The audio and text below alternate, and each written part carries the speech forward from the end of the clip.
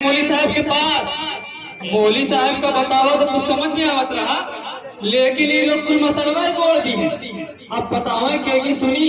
अरे मगर वो तुम कुछ बोल का भो। अरे हजरत का बताई मौली साहब को कहा करें कि जो लड़कियन का भी जायदाद में हिस्सा होता और ये लोग बात इनकी लड़कियन का कौन हिस्सा बना है। अब आप कुछ बताई देते हजरत। देखिए मंगरू भाई, जो मौली साहब ने आपसे बात बतलाई है वही सही है।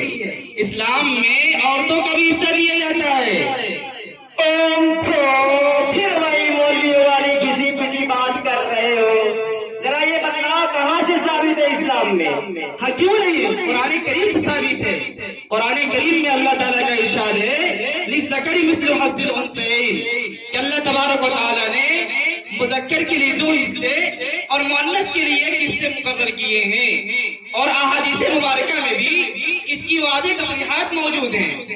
ये भाई ना बात अब पैसा तो कहा रहेगा इस्लाम में औरतन का कौनो हिस्सा ना दिया जाए। अब बोल। अच्छा हजरत, अगर इजाजत है कौन मसला पूछी? आप पूछ ला। मौली साहब कहत रहे मुंह बोला पिटवा का शरीयत में कौनो हिस्सा नहीं है। अब आपा बतावे का सही है? देखिए मंगरू भाई, जो मौली साहब ने बात बतलाई है आपसे वही सही है। मुंह बेला बेटा हकीकी बेटे की हैसियत हासिल नहीं कर सकता है। न सभी रिश्ते के बगैर न कोई बाप बन सकता है और न ही कोई बेटा हकीकी बेटा बन सकता है। इसलिए कि कुरान करीम में अल्लाह तबारक व तआला का इरशाद है वमा जअला अदियाकुम व अबनाकुम, कि तुम मुंह बेले बेटे को हकीकी बेटा करार न दिया करो।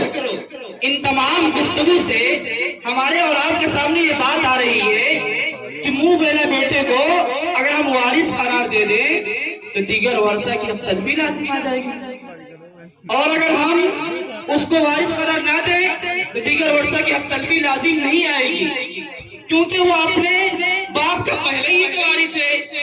और ये बात आपके समझ शरीफ में भी आ गई होगी कि बेटा जो है अपने बाप ही का वारिस होता है, ना कि दूसरे का वारिस होता है।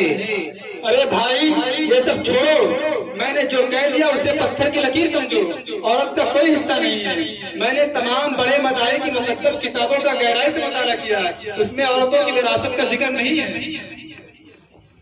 और रहा मजहब इस्लाम, तो आपके बताओ कि अगर उसमें औरत के हिस्से का कोई जिक्र है तो मर्द व औरत के हिस्से के दरमियान कोई फर्क नहीं करना चाहिए, बल्कि दोनों के दरमियान बराबर हिस्सा होना चाहिए, क्योंकि इस्लाम अदल व मसावत का हामी है। तो इस कदर तफावत क्यों माना जा रहा है? समझ में आता है।